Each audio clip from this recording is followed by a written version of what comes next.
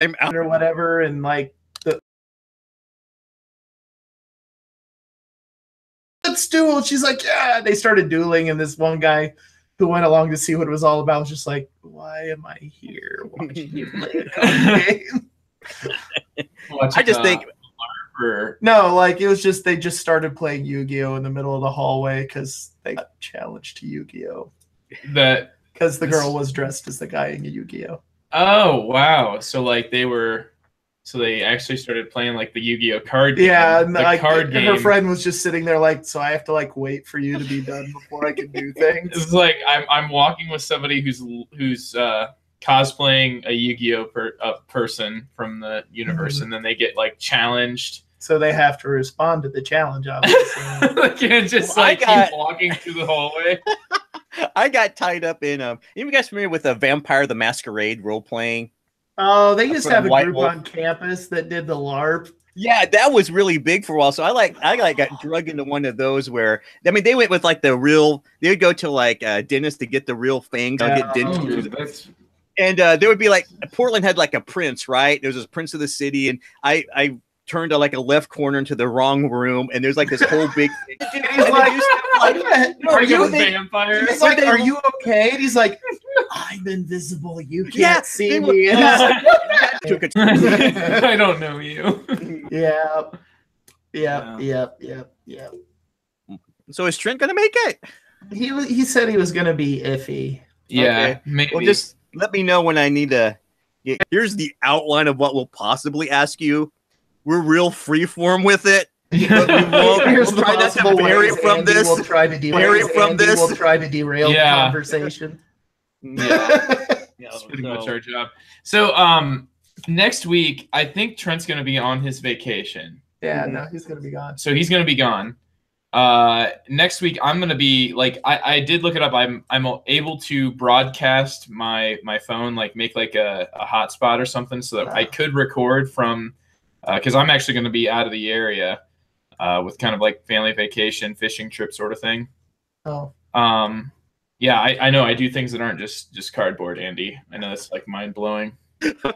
Why? No joke. I'm not allowed to do things. Yeah. Is this like the sports ball thing?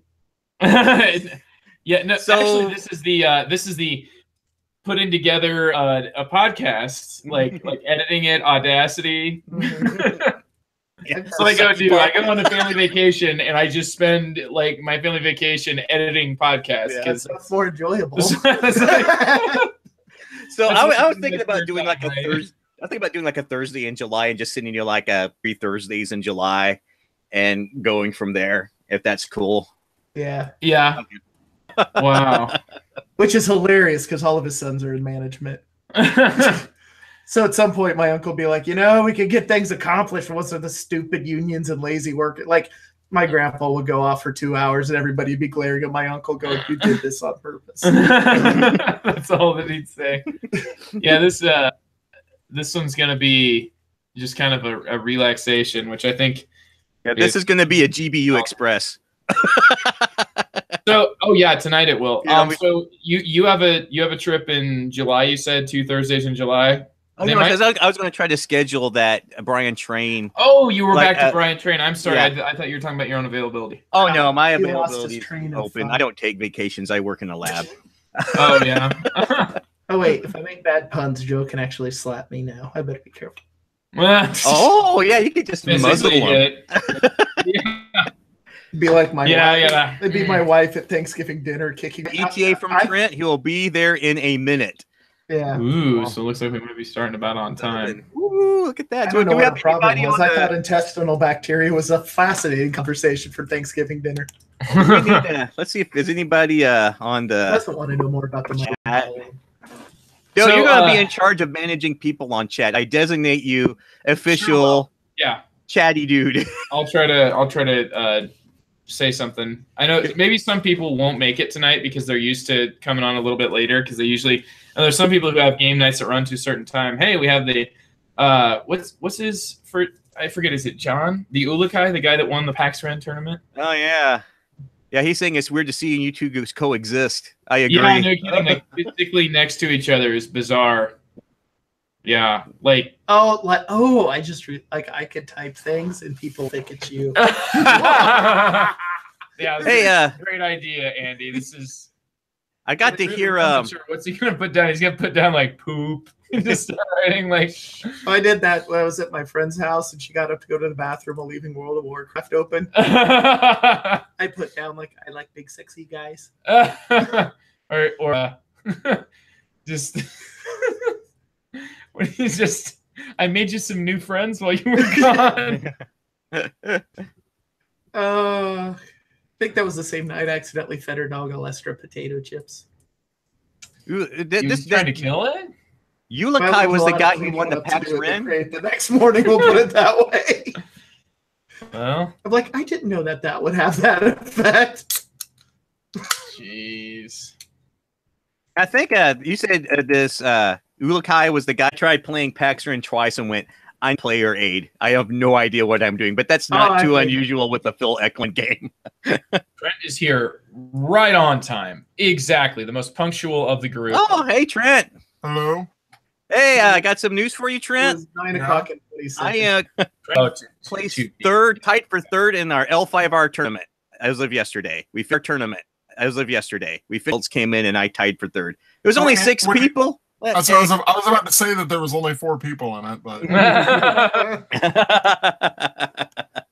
well, close. That's what it would have been if I won. Yeah, well, 4 players are much like at least 4 for the tournament because if you only have 3 players, you got 1 person that just sits and waits. Well, but the good news is that there's only 6 of us. This hype is leaving early. You just want to punt this time, make it shorter. I had something. Yeah, I don't remember. Type was no board game. The Tricarion expansion.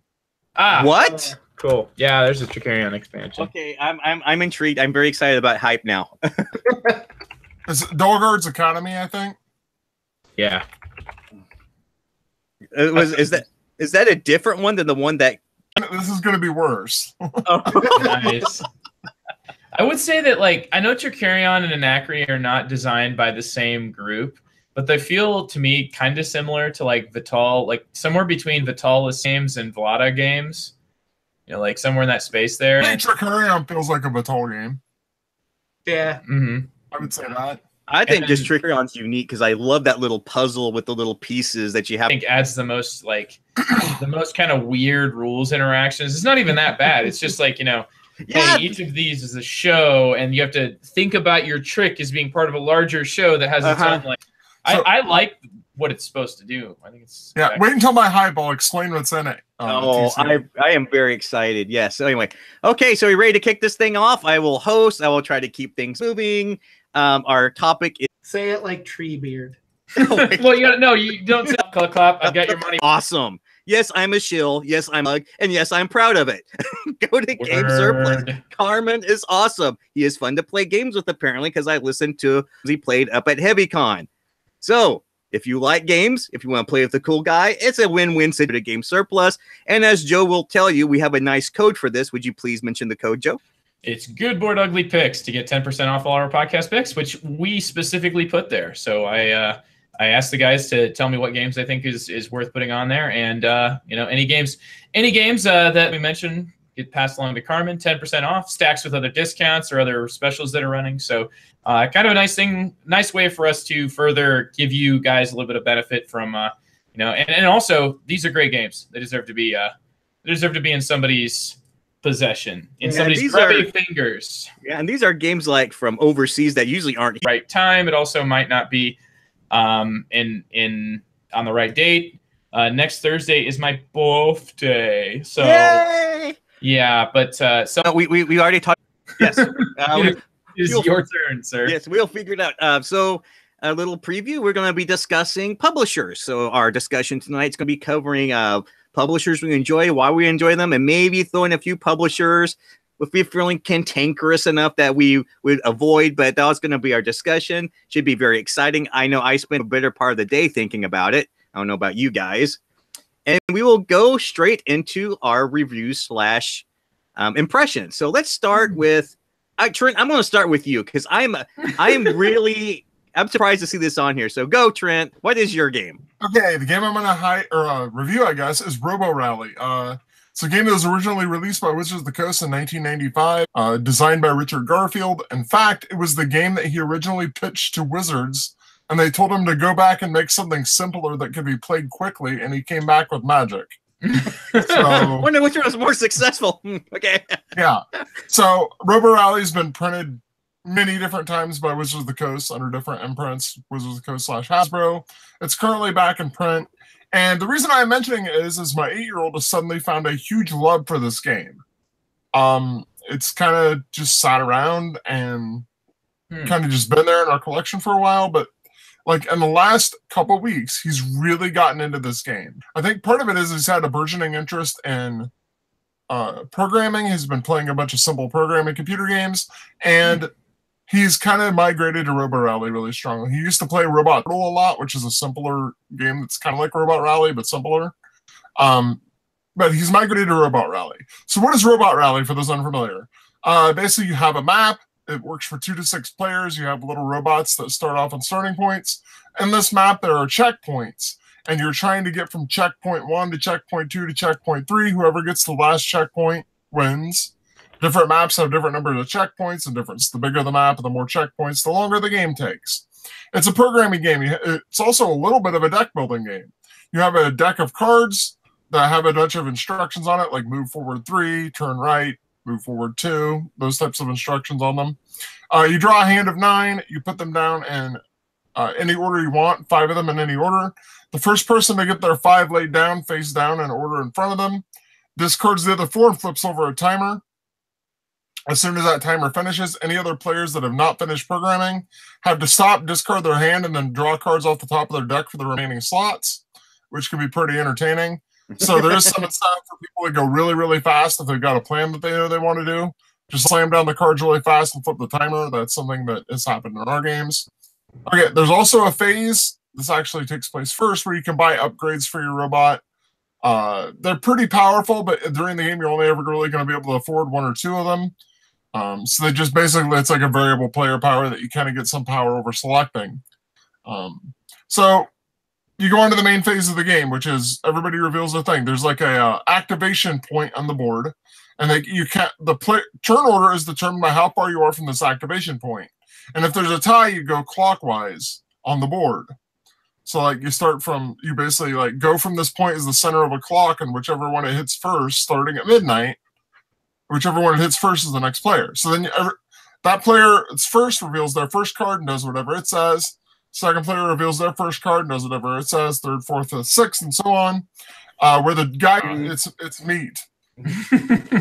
These hazards can like move the robots. They can do damage to the robots. The robots actually shoot at each other. And when you take a damage, you take a spam card. It goes into your discard pile.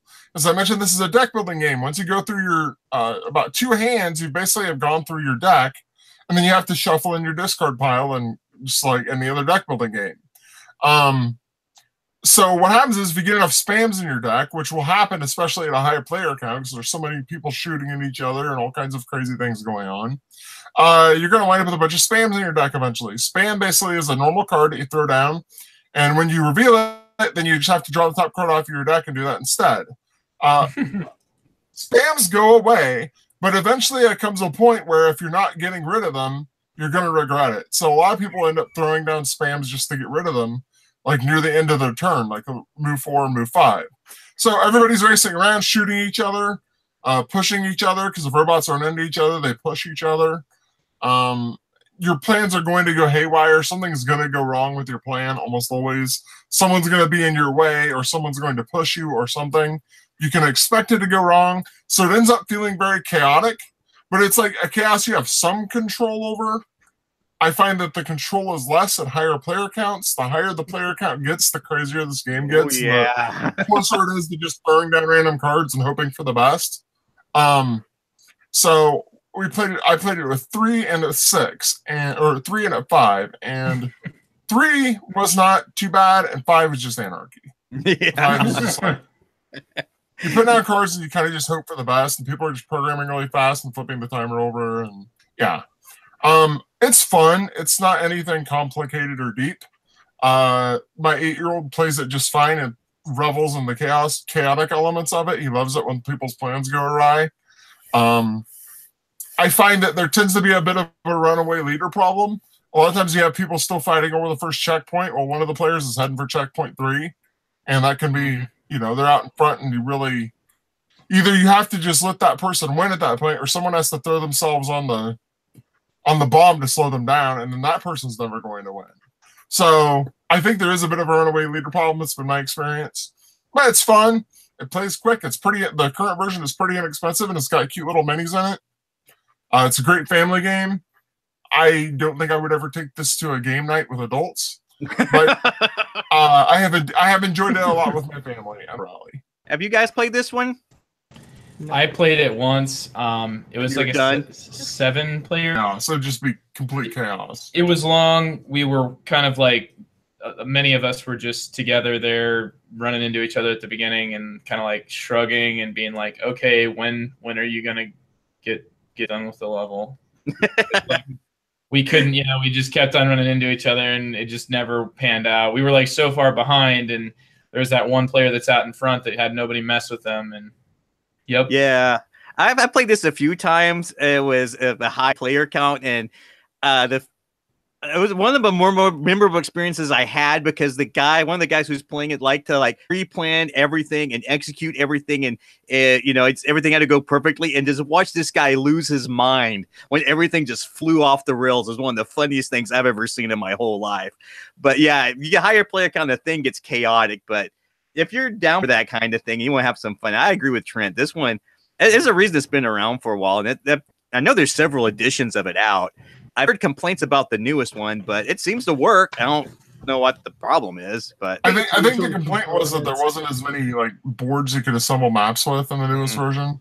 But it's whatever. Yeah. Cool. So there you go. You want to have some chaos with some friends, some people make a plan and watch it just completely fall apart around them. I mean, there's nothing more fun than watching someone hit a conveyor belt and get thrown into all kinds of nuts. You know, they have everything planned off, and then someone moves. My wife last night pushed me onto the victory king. Everything got so messed up in the planning that she literally pushed me on the win. Awesome. So there you go, RoboRally. Hey, Andy, because I am very curious. Got so messed up in the planning that she literally pushed me on the win.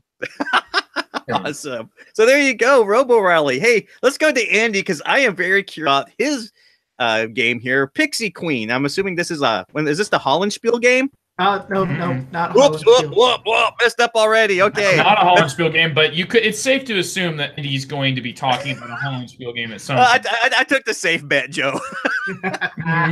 No, Pixie Queen was actually one when I initially heard about it, I'm like, eh. And then I saw, I don't know, it might have been Heavy Cardboard or someone was talking about it, but they're like, oh yeah, so the score track goes from 20 to 60. And I'm like, wait, what?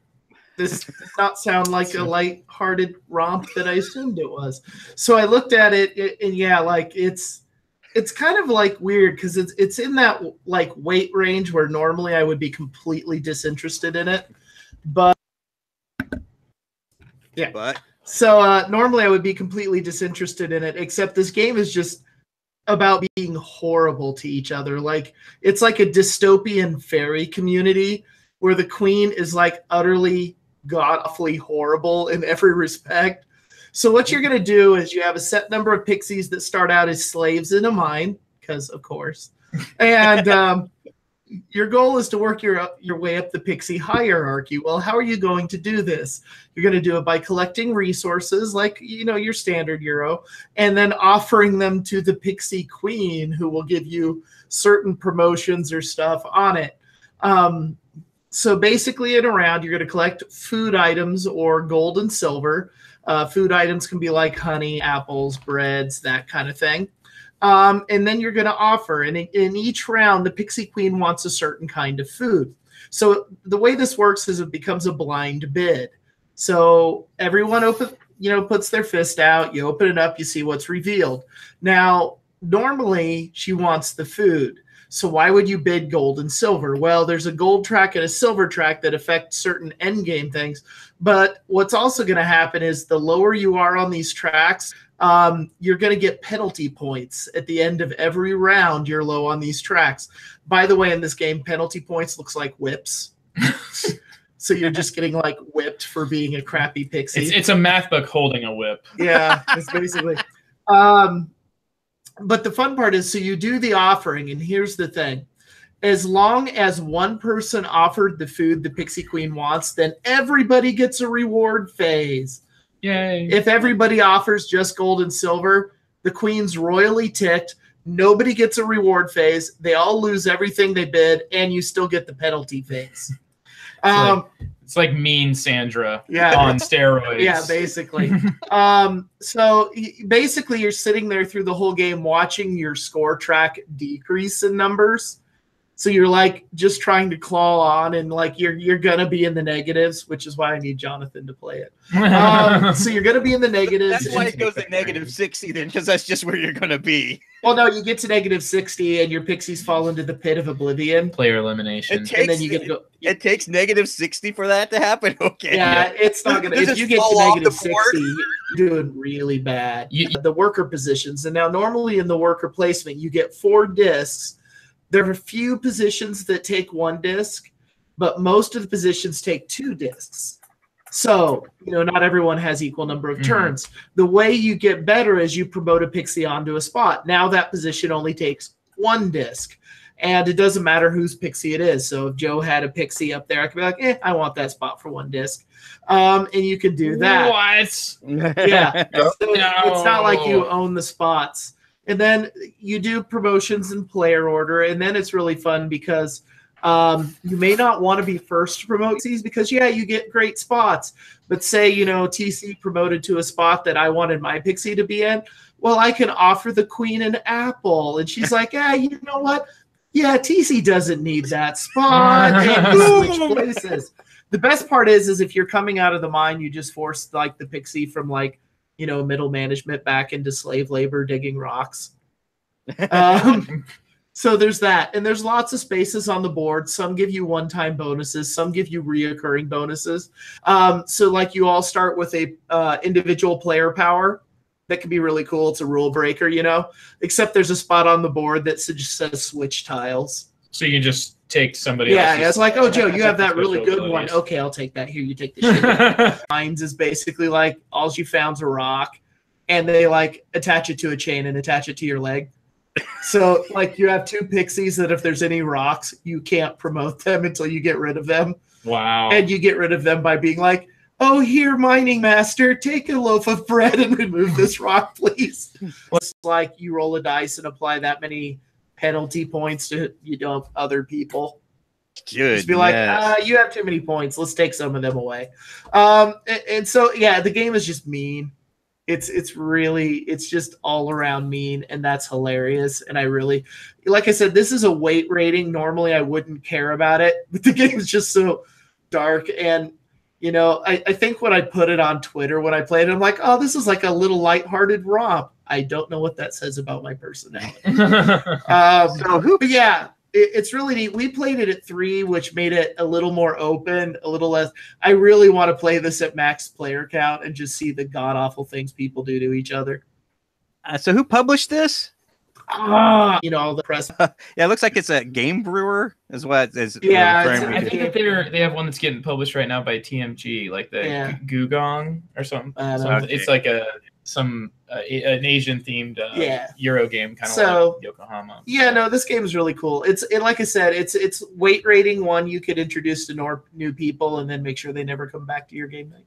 I'm looking at the cover art. This looks really interesting. Yeah. Board about fairies. It's really brutal. What? Score goes. Nothing else really jumped up and took a spot. So Werewords is the new game that's like a social deduction one-night ultimate werewolf style game from Bezier Games. Imagine if you played One Night Ultimate Werewolf, which is like the game of Mafia / werewolf condensed to 5 minutes, and you do like a sort of setup phase where some weird things can happen with who has what role and who's on what team, and you got, it's kind of like your werewolf but boiled down to 5 minutes.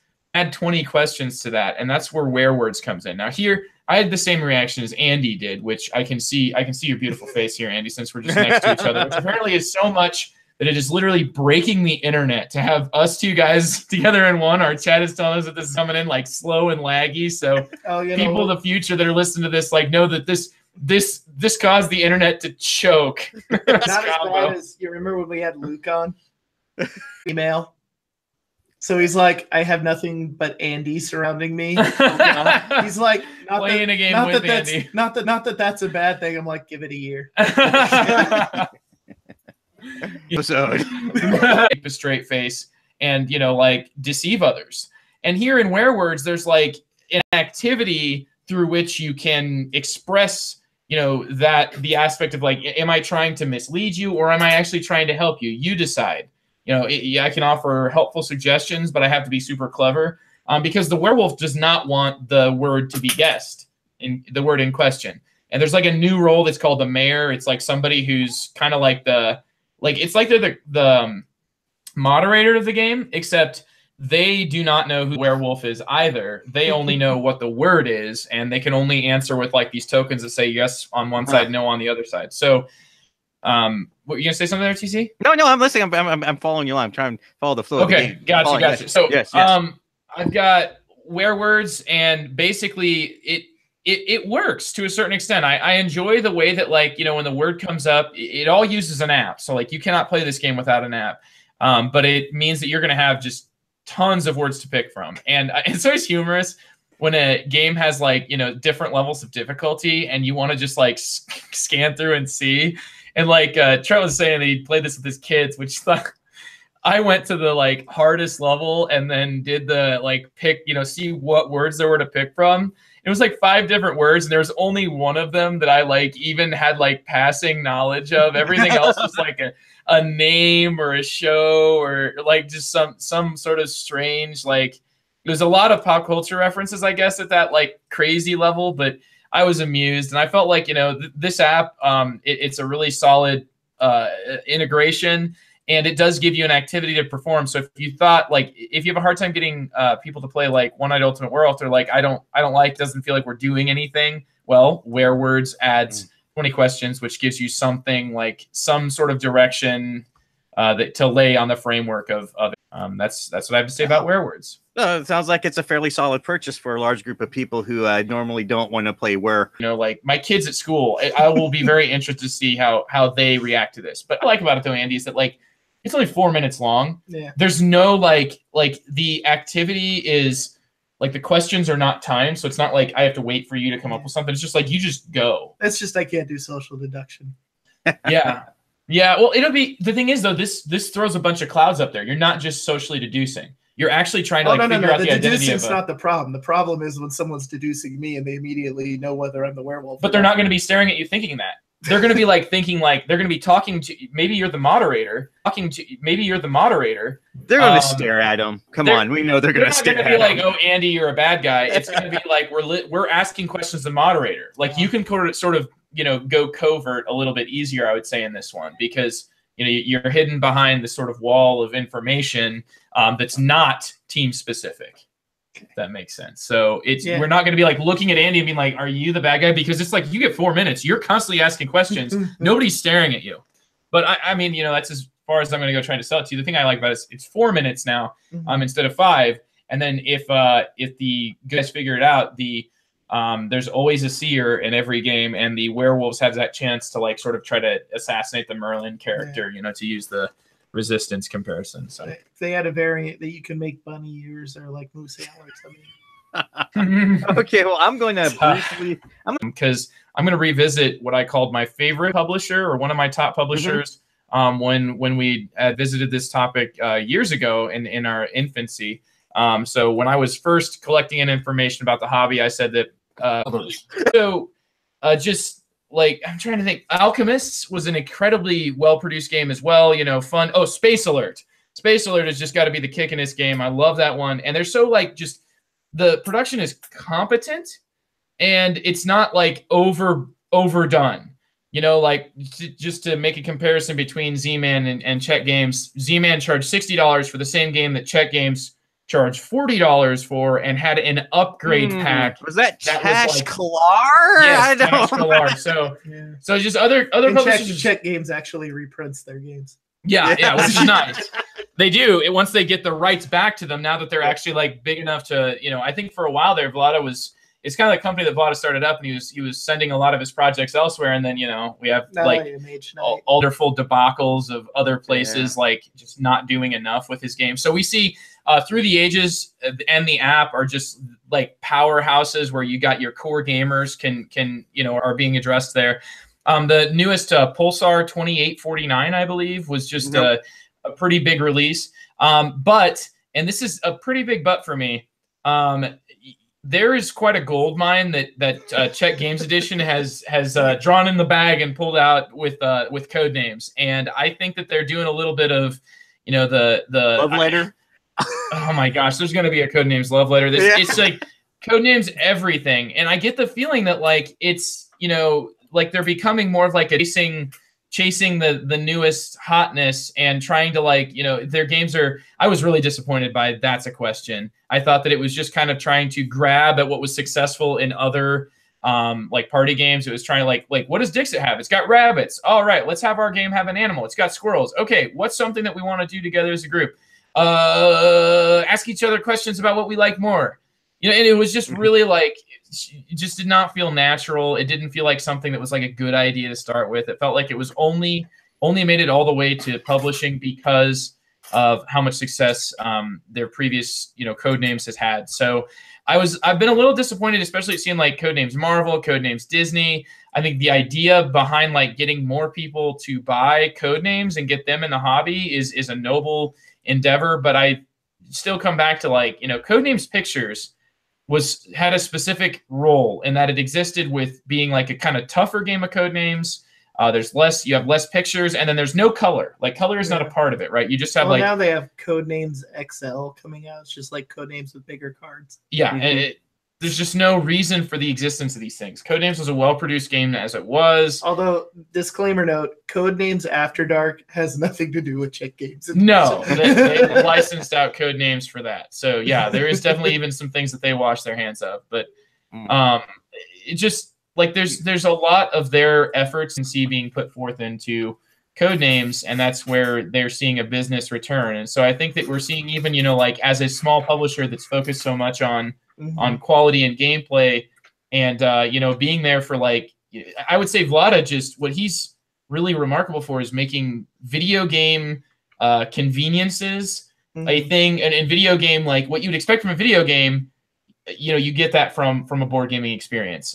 People are not going to have the patience for certain things that in video games that we do in board games. Well, and I was actually thinking about CGE a couple days ago.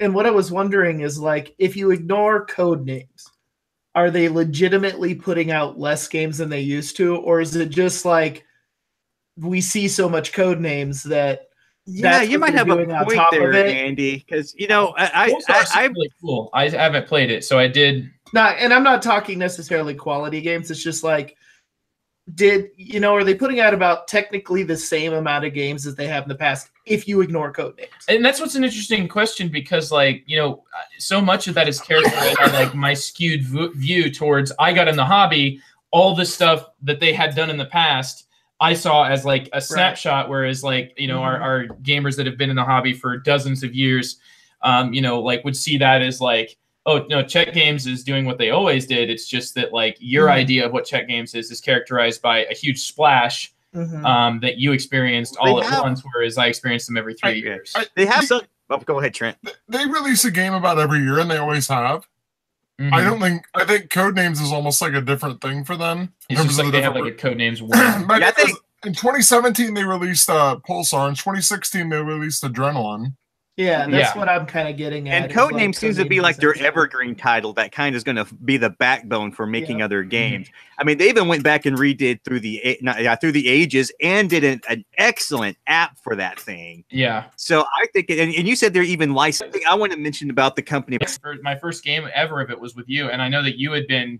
Like, it just makes it so that your teachers of the game are so excited to be teaching it because it's like they have a sense of humor behind it. They have funny things to say. They have like almost a routine to run through. That's just totally a board game teach. So very fun.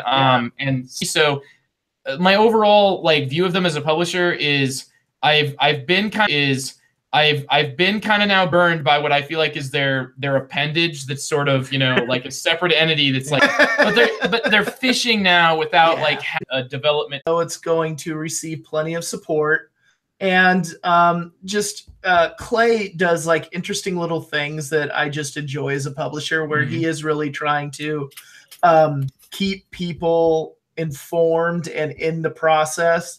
So, you know, there was like a crowdfunding sort of thing, even when he's like just doing right. And here's the thing, like, you know, there was that whole kerfuffle with color blindness on the estates thing, and but like he immediately was like, no, I see your point. Like, I just didn't think about that. So what would be a way to fix that? Yeah, and like did really handled it in very just he does things like if you've ordered, like pre-ordered a game, right?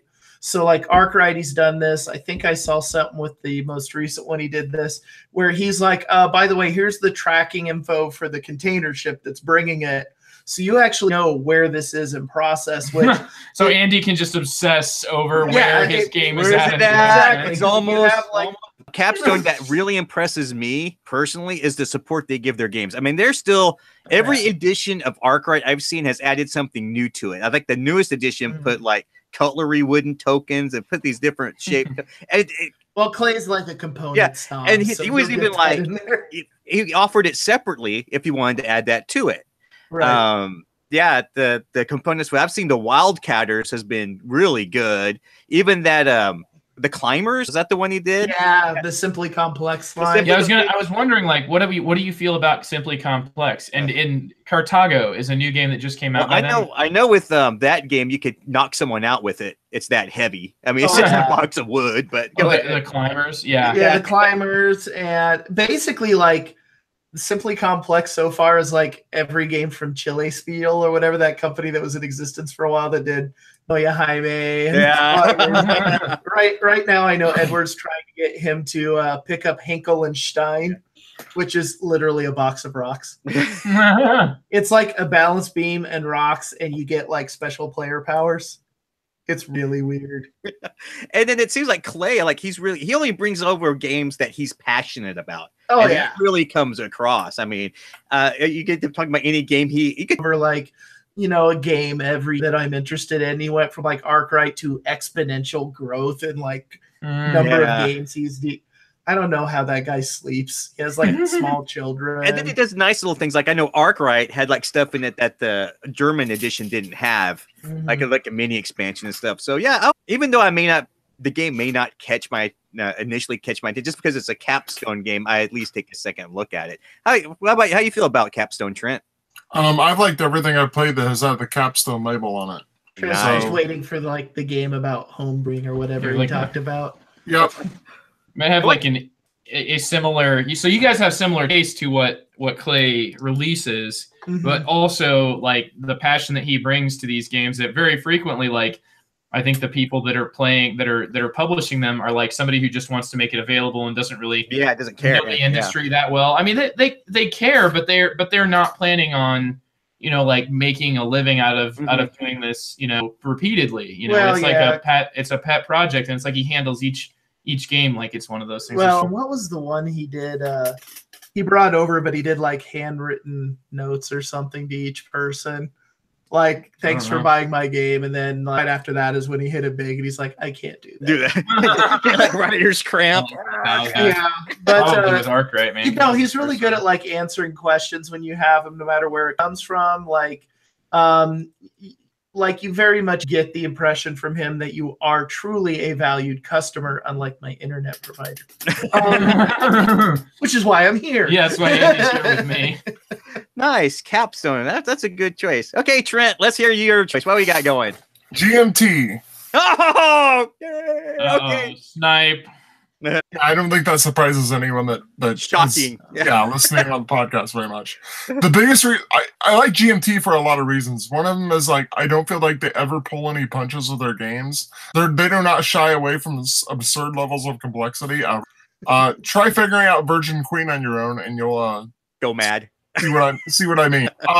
But at the same time as saying that, the rule books are exquisite.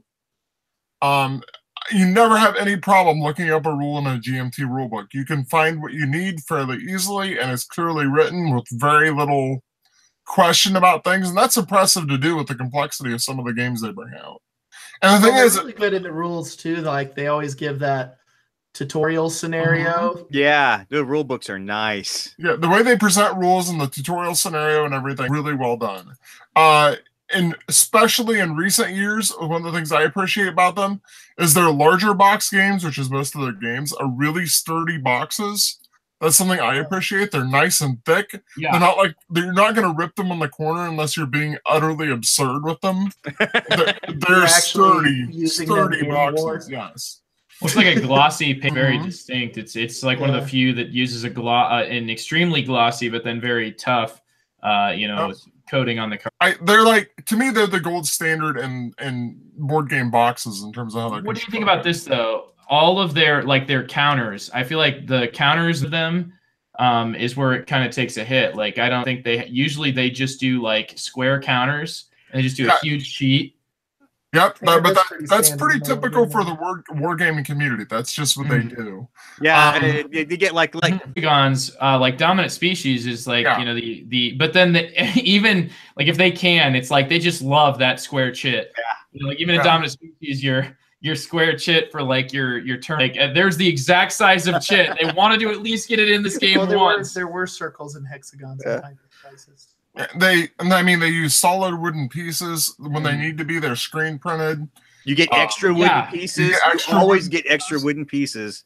Yeah, I mean, you have to count them out when you get the game. Some number of extras. You want to get them off to the side. And the thing is, I've come to find out that every month when they announce the P500s, I'm interested in a lot of them. I can't possibly get all of them, but I'm interested in a lot of them. And they just do a really good job. To me, they are, without a doubt, the gold standard in the wargaming community, in my opinion. They are the gold standard. They're branching out into other game types and doing those fairly well.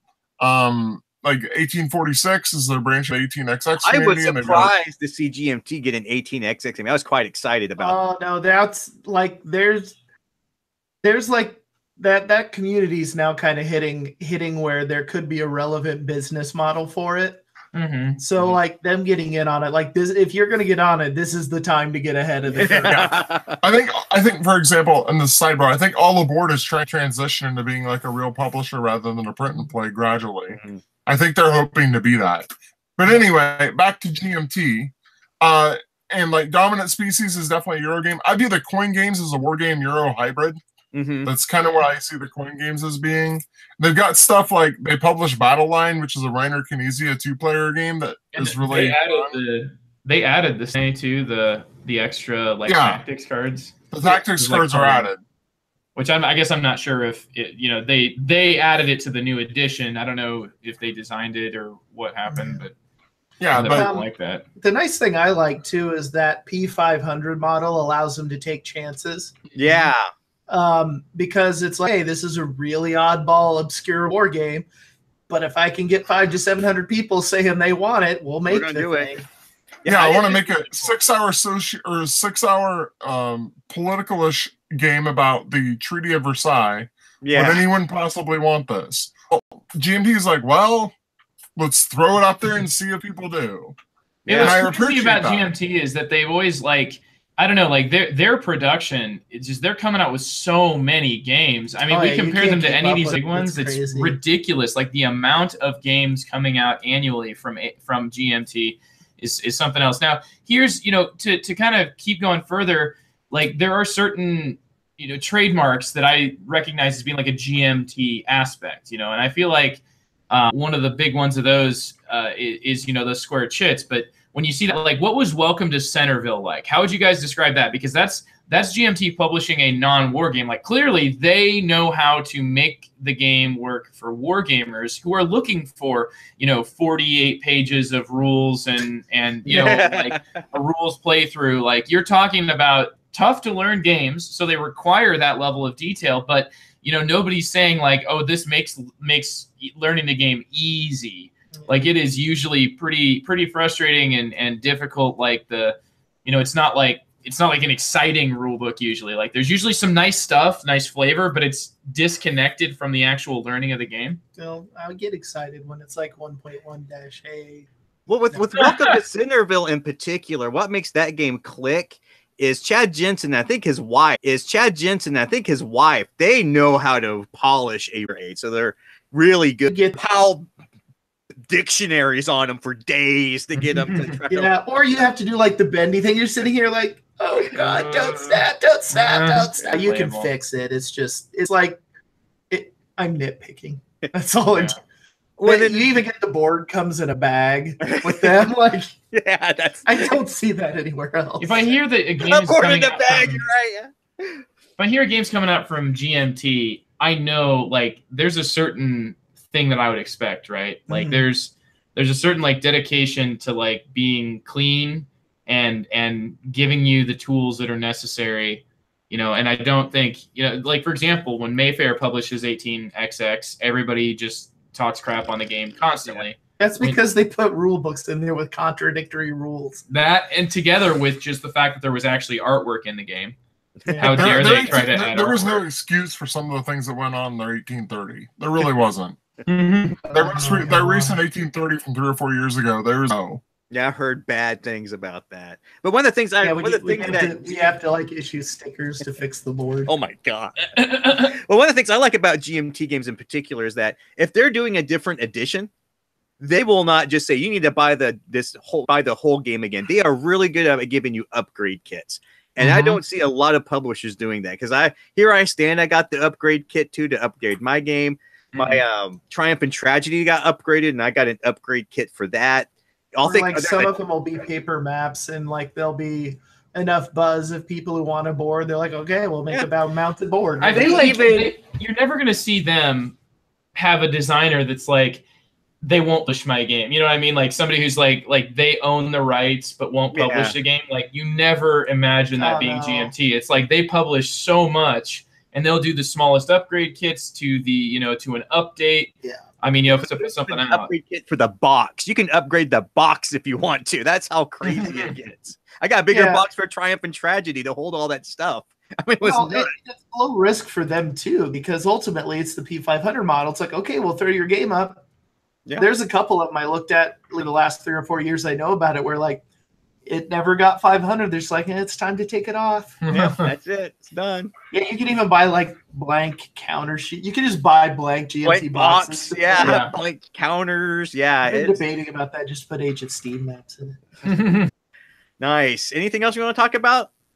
No, I will say this much. I think I give it some thought. GMT is my favorite publisher. Oh, hands down, it's mine. But I want to talk about a different one since you talked about this one. like artwork that seems to be going on. Unified artwork, yeah. They're heavy but not complicated. I don't know if that's a good description. They're not particularly thematic, but the mechanics are so good. They get your brain cranking, and like Jean may not feel like building a wall, but man, that card play in that game is fantastic. I haven't seen a game that quite does that. Senor was the thing I've ever found with him is just getting people past that, like the initial, like play the game, play it 2 or 3 times, and then it'll blow your mind. Yeah, Nippon. I mean the initial buzz on that was like, and then we played it and we played it again and played it again, and the game started emerging where it's like area control plus worker takement with color. I mean, it was like, wow, there's some really neat stuff going on here. It's all language independent, so that may be a little bit of the confusion, but once you know the mechanics, it was a good one. And I've never quite understood why these games never really caught on with the Euro gamers, because these are fantastic games. I'm always looking forward to Reef Encounter. I was like, dude, watch your games, blow it out. Let's give this thing let's got shrimp with eyeballs. I don't care. We're going to try this thing. And so watch your games game.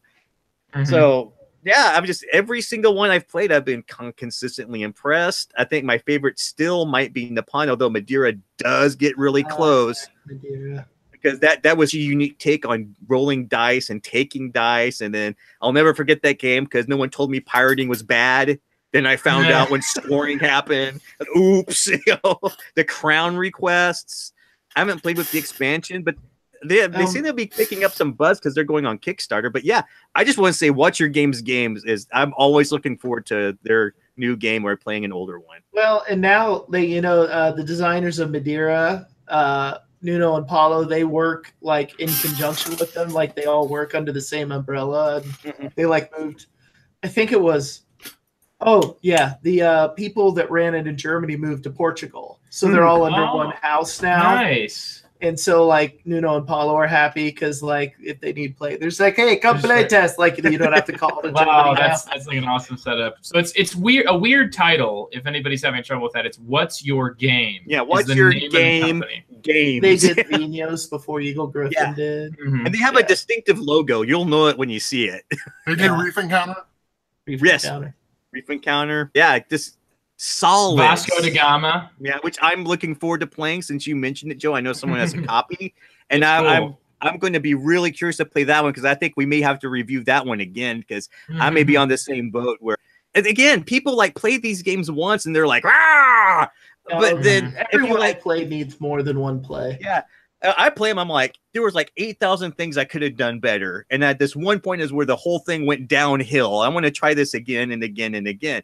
And maybe that's the problem because, this environment we're in is just like we're constantly moving over to the next new game. And these games require you to sit your butt down in the chair, play it more than 4 times to get your head around it. Yeah, I think I'm up of like 7-8 plays of Madeira online, and like things are finally like, I'm like, oh, if I make this move, then like 3 turns later, this is exactly where I need to be.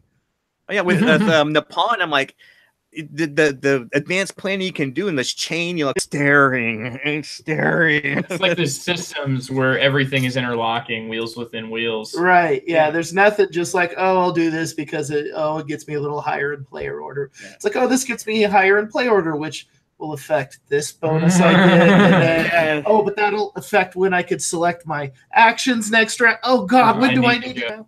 Yeah. I need to go here because it's after he gets to go, and I need this one. And then usually there's no good option. It's just like, if I take this, I'll get this bonus, but then I'll miss that. And oh God, I really need that, but I need this too. Yeah, it's like Loot. Have you guys played Loot Island? It's like I think they were very visionary and just seeing the direction that's heavier euros. Well, yeah, like for a long time they were kind of, other than Spielworks, they were like your go-to heavy Euro. Well, think about Spielworks. So let's contrast them with Spielworks, which is like they'll have 1 year where they have like a Legrand hunt. It's like a medium weight, super popular, something like Castle Burgundy. Next year they've got an Arkwright. Right, Arkwright, which is like crushing. They've got Haitabu, which I think, Trent, you bought it for like $4. Yeah. They're basically paying you to take it away from the warehouse at this point. Yeah, well, it's like, and then they have the games where it's like you have to glue things together that are just like some. Yeah, no, Spielworks is a crapshoot. What is? Yeah, there's just, like, it's just bizarre when you think about like this sort of steadiness and professionalism that you see from one versus like like a bunch of, I guess, things that Andy would love to fix because. Well, no, yeah, because Spielworks, you got what, like you thought. Splotter getting tokens that were 3 times bigger than they needed to be. Play the game where they were 3 times than they needed to be. Yeah. Oh no, just like Solaria mission. What is that called? Like Solaria. Yeah, they really messed up the components on that. That game should be like it has an existence. It's like this cool dice wheel or Labora type thing, and it has like a boring-ish board that could use an expansion or use something to flavor it up a little bit, but it still is like it feels like Feld-ish, like a Feld game that like has a reason to exist, but Spielworks botched it so bad. Like they literally, the wooden pieces that were supposed to be discs that you could move around on the board look like when you have a paper hole puncher. A hole puncher. It's like just the Chads. I just want to say is that they could, with their next one, and you can pronounce it correctly, Joe, because I know you like saying it. Brazil. Brazil. They could Brazil. They could release that at any point, but they want to make sure it's right, and they keep postponing it's their first Kickstarter, so they're really getting all their ducks in a row. I think on that they don't want to oops that. But they're it seems like they want to make sure they do it right, and so I said, can't wait for that one either. Okay, so let's wrap this up. I know Trent wants to go to bed, so let's hype some stuff. Hype. Let me pull up the list here, and we'll go hype. Oh, I gotta go with Trent because I want to hear about this. Please. Dulgard's Academy, and along with it, producing a new box that will fit everything. So it's like it looks a lot like the base game Tricarion box, except with the colors inverted, and it's a much thicker box. So what's in the expansion, though? Tricarion, quick review, is a rather, I would say, a heavyweight Euro, in which you're a stage magician around the turn of the 19th into the 20th century, and you're competing with other stage musicians to put on the coolest tricks. Think a little bit something like the Prestige or something like that. So in this one, the base game had 8 magicians. This adds 4 more, so that's how the game does variable player powers. Adds a new sideboard to it, and the sideboard is interesting because what it effectively does is you're going to that sideboard to earn abilities for your new protege. A protege is a new sidekick you get who's like your helper, except you get to build him the way you want. He has abilities that go on him that basically improve the little. Basically, he's like a special worker that you can improve the way you want. So in the base game, they had these assistants you could get, and they were just like a disc, and you just use them for various things. They were pretty generic. There weren't a lot of difference between them. This time, you can get the new protege. You can basically spend part of your game building him up to be utterly amazing, perhaps as good as you, because your character had a bunch of benefits in the base game. Now, this protege is a build your own dude kind of thing. I'm looking forward to this. It looks like it's also got a solo mode that you can play. So yes, there's Tricarion solo now. I'm not sure I can conceive that I would be doing that often, but it's going to be another Automa deck where it's just, that's the way that all these games are getting their solo stuff. One of the stretch goals is going to be like a dolly, so you can actually bring the whole thing into the building. A spreadsheet, you can wrap your brain around everything. I like the artwork in the. What I've ever heard is that, for new players, the artwork can make it difficult to figure out where things are at. The board is kind of busy, man. It is a busy board, but it's such a good game. I know what the parts of the board do. Yeah, I was gonna say I don't think I had issues with what things. It's like this is this section, this is this section. It's kind of the way that the scoring track wraps in an audience way is a little bit strange. Yeah. And if you bump it, you can really mess with where scores are at because all those scores are right next to each other on kind of small things, but.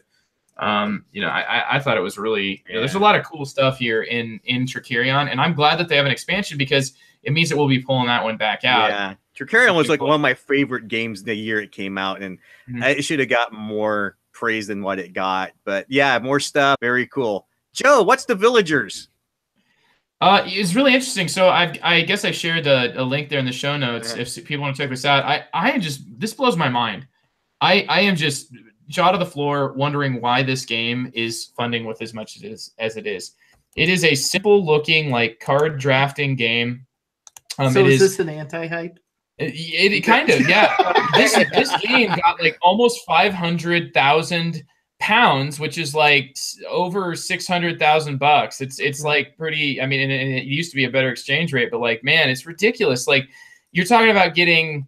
20, let's see, there's 4,209 backers for their main pledge, which is 22 pounds, which I think I went to look at what the conversion was going to be if I wanted to get it. And it's 30 something bucks. And then you got to pay another $10 for shipping or something. And the shipping was horrible to the States, I think. But oh, wow. I'm looking at this now. That's pixel art. Yeah, it was They're suggesting people. Cancel your pledge for this and go pledge for 18 Lilliput. Well, this one, I mean, it got all the, quite a bit of stretch goals, not enough to make it seem like you're getting extra game or anything like that. It's just what just blows my mind is how much this thing funded because when I looked at it, I just kept on pouring over it. And I was like, there's no indication on here that tells me that this game is anything truly special aside from just the amount of people that are here. There's nothing here that's like a selling point. I looked at the last project by this publisher, and that was a game that funded with under $10,000. It funded because it was a smaller thing, and so it's this Sinister Fish Games. I don't know if they just hit a gold mine because of timing or because of the artwork, but the game itself. Are there any oatmeal comics? No kidding. That's what it seems like. It's at that level. It's the artwork. If you look at it, it's they decided to make sort of fantasy looking characters, medieval characters, but they're sort of drawn up in a cartoony like retro poster, like sort of computer It's like art an 8-bit video game is what it looks like. Well, but no, but it doesn't have like it's not 8-bit video no game. black Dude. and white cards. No, it's just like it's all on a white background. It's like yeah, okay.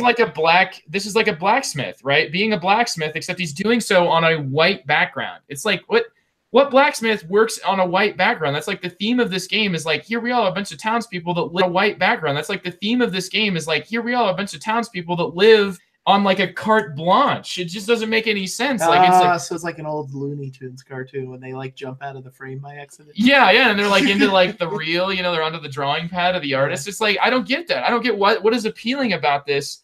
And I kept looking through it and I was like, no, just nothing here sold me at all. Like there's all these little stretch goals and like a so did first you back player. it? No. I didn't because I just didn't have any faith in it. Like I have been burned so many times on Kickstarter, excuse me. And this one especially is gonna get made. There's gonna be tons of copies of it. If I want to get it, I can wait until it's like, super cheap, or whatever. Like I'm not backing it. No. Well, they only asked $1,000 goal. I think this kind of blew up on them. I think it got a lot more buzz than they expected. Like, why? Yeah, it blows my mind. Of a there's no like minis. a $10,000 goal. There's no minis. No. If there was minis, it would have been at like $1 million by now. Well, there's even the minis games. Sometimes they can struggle to get to $100,000. It just depends. Like if it's a group people trust, and even if Cool Mini or Not comes out with a game that's like in a world that people aren't that interested in, you're talking like way underperforming. Well, you just gotta have scantily clad ones like Kingdom Death Monster, then you'll fund them. Oh my god, that's just disappointment. Yeah, honestly, have you guys played or heard of a game called Dungeon Boss? Nope. This looks a lot like Dungeon Boss, where it has the same, pixelated character artwork stuff. And that game took off. You keep calling it pixelated, TC. It is. This is 8-bit pixelated. Look, I'm looking at the picture of the night, and it looks like something I played on my 8-bit Nintendo back in the day. My daughter likes this. I don't know Valeria. Village of Valeria, which is I think a local, it's like that Magic, right? Yeah, TC? I have a copy of that. Yeah. Yeah. So but it's like that artwork in that game is very cartoony, very realistic and cool looking. Like it has art that draws you in, and it has like a theme, that's like slight, sort of your fantasy theme, but it's just really well executed. And I got that game, and it was a big Kickstarter. It had like maybe 300,000, so still not quite as big as this one. Like. Fine game, right? No intention of really playing it anymore. I think I might still own it, but it's one of those, it's like a smaller box. It just like, if I'm going to play a game like that, I feel like there's just a dozen other games I would play first. It's just a very crowded area, and I don't understand why this one hits so huge on Kickstarter Looks here. like It just ended clip this art. last week. What? I said it looks like they used clip art. Yeah, seriously, that's what I think. Like that. It's, I'm sorry, I'm looking at the wrong Villagers game. Yeah, okay, I'm on board now. Sorry. What are you talking about here? Okay, well, we'll move on from that. So Andy, go out and back. You can late pledge now. One of them's Mahjong. Yeah. So this is like Mahjong Solitaire is the mechanic. You're really selling me on this, Andy. But anyway, you set up like a Mahjong Solitaire board, and then your moves are basically you can take 2 tiles, like you have to match them like you do in Mahjong. You can take a tile in these other things called shrines that are going to help with your scoring. And then basically you have a player board, and you put these pieces down. What happens is anytime you connect 4 of the same color, you flip them over to the blank side. And that's when you score points on them. And the more you can build up without like causing that cascade, the more points you get. And then it's really cool because you can start putting other colors down, right? But you build layers of them up. And if you have some that are on the bottom and some that are on like your second layer, as long as the colors match, they still flip. And so they do that. So there's this interesting point scoring mechanism, and you never know quite when the game's going to end, because what happens is once you're down to the last level of tiles, like the bottom level of tiles on the main board, you can start taking these discs, and these discs are worth 2 points each. And that's the game clock. So once you get to that point, it's like, there's nothing to take a disc. So the game could go longer, or it might not go longer if people start grabbing those discs like crazy. And you're setting it up random every time, where you're just like shuffling all the tiles. Shuffle all the tiles. And like the game, like they have 2 or 3 suggested setups to start with for like 2, 3, and 4 player. But then in the back of the book, there's like 20 different tile setups you can do. They tell you like what player counts work best for this, and whether it's more is it specific tiles or just specific shapes? Shapes. Just shapes. Yeah, no, the tiles are completely randomly put on it. So it's just kind of slightly neat abstract game with a junk solitaire mechanic that I really like. Like, was it Tony who used to be on Heavy Cardboard, like kind of brought it to my attention. And then Carmen, sent me a copy, which is awesome. But anyway, so it's really neat. And what he said is kind of interesting is he actually likes it at lower player counts. So like it goes up to, I think, 4, but at 2, it's less chaos because the board, the main Mahjong Solitaire doesn't change per se by player count. So if you play it at more players, there's a little more chaos because you don't know, like, by the time it comes back around to me, are these 2 red tiles still going to be there? Where if you do it in 2-player, you can really kind of set yourself up to do some good grabs and whatnot. Much more like strategic long-term in 2-player. Yeah, and that's very interesting. But then what they also throw into it is the advanced mode, so to speak. It's like I'm going to start by playing the advanced mode. But the advanced mode gives you a dragon and a spirit, and there's like 8-ish cards for each one. And the dragon is endgame scoring. So in this game, this dragon says, if you can get 3 levels high on your player board, I'm going to give you more endgame points for that. Nice. So that adds in more variability. And then spirit cards usually allow you to do a rule breaker if you throw a piece away. Oh, so you actually have to you have to discard one of your pieces. Quite a bit under the hood of this system. Yeah, this is almost more like a system than just a single game. Oh yeah. No, it's really neat. Like, but the rules aren't that. There's like 4 things you can do on. It's like nice resin tiles, right? I know. I was at this game store when we they feel opened kind of like what's like. It's not. It doesn't come off as a heavy game. Yeah, like it's not like there's not going to be a huge dose of strategy to the game, except maybe if you do the dragon and that end game scoring thing. But it's very, very tactical, and there definitely is decisions to make. Because even then, also like for each color, there's not an equal number of those tiles. Yeah. So it's like these will give you more points, but are you going to get too greedy? Are you going to set you're going for 6? Well, let me just take that last purple, put it on my board. Boy, sucks to be you. You have all this crap because what happens is you can't build up levels on your player board until you flip tiles. Like I can't put a face up one on another face up one. Yeah. So if you also like plan that abstract component pretty badly, wow, like limited. Half my board I can do nothing with now. I can't take this yet. I want to check this one out. This sounds good. This sounds really good. Yeah, it looks really neat. I've seen quite a few people play it on Wednesday nights. So yeah, I think there's going to be this is one we're going to be talking about more. Definitely, because I'm probably going to end up picking up a copy and playing it. But yeah, it sounds like it's a good one to look out for. And like I said, like if anyone has played Mahjong Solitaire on a computer when they were bored in class, like they immediately have a connection with how this game could work. Well, it's good to see Cool Mini or Not branch out, because I know you were complaining that, I bought my first CMON game, and I was like, yeah, I think I did mine when I bought the Grizzled and didn't even realize it was. Yeah. So, and I have a hard time suggesting people buying a collectible card game because that's just the money. Not want to be blamed for causing someone to go get a 4-pack draft, which we thought was 3. So we had that's how we promoted it, as a 3-pack draft, and we got the rules. And Steve Jackson games like, by the way, it's 4. We're like, James, we gotta fix this. So we made it. We fixed it, but still, it was kind of a weird issue. Thanks. If you're gonna promote a game, give the rules, make sure they're correct. Or maybe it was just a fault on our part. But I will say this. That was the most insane amount of fun I've had playing a game in a long time, because you open a pack, you take what you want, you draft the rest, and you just build what you can. And the nature of the game is Munchkin is all puns anyway, right? It's a very punny game.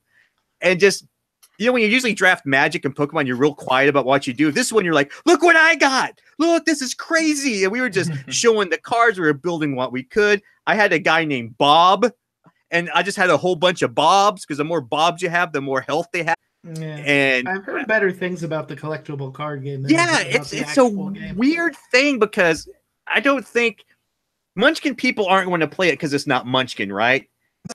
If you see Munchkin in your area and you see a draft tournament, give it a shot. You'll end up paying, I think, it's $16 because you have to buy 4 boosters. You keep everything you draft, and it's actually enjoy it while you can. Yeah, okay. There's a big round of applause for TC taking the torch here. You did a great job of keeping it focused. I enjoyed it very much, and I look forward to hearing you host in the near future. We'll call that an episode. We're going to be here for 4 hours. Well, I feel like all in all, I'm usually like a color commentator that's, you know, like such a rant-oriented individual that struggles to keep the. I had a positive comment that I got from a listener that it sent me a geek mail. It was really sweet. That was saying like, you know, like the longer the better, and they really like, you know, with their job having them, but. That's a dangerous thing to say to me. Just so you know, yeah, that's a pretty. You gotta be let careful. Let us know in the guild what you think. Fire TC, maybe do a little bit more often or more often, and we'll go from there. So I gave it my best shot, Trent. I'm sorry, 30 minutes over. You did a great job, TC. the other hearing from members of our audience. So you know, you like call to action. Come join the guild. And even if you don't want to join the guild, send your questions to goodboardugly@gmail.com. I'll be checking that email address for questions here in the near future. Anyway, have a great week of gaming. You know, like this is, you know, join our group and what's a good question for them? What's your favorite publisher? What publisher? Yeah, let's hear from you guys. What's your favorite publisher and why? Yeah, I sound such like an afterthought, but that's for real. Like I will read it and I will care when I read it. So if you have to wear adult diapers, what brand would you go with? What's your favorite diaper brand? And what's your favorite? Exactly. No, it depends. You got the only people who you put them on. You gotta buy the ones Nassies. Yeah, those ones are the ones that they sell in Europe, which is actually still being sold to consumers and not mainly to like large companies. So like that's where you actually get like the word of mouth people that are like what adult diaper do you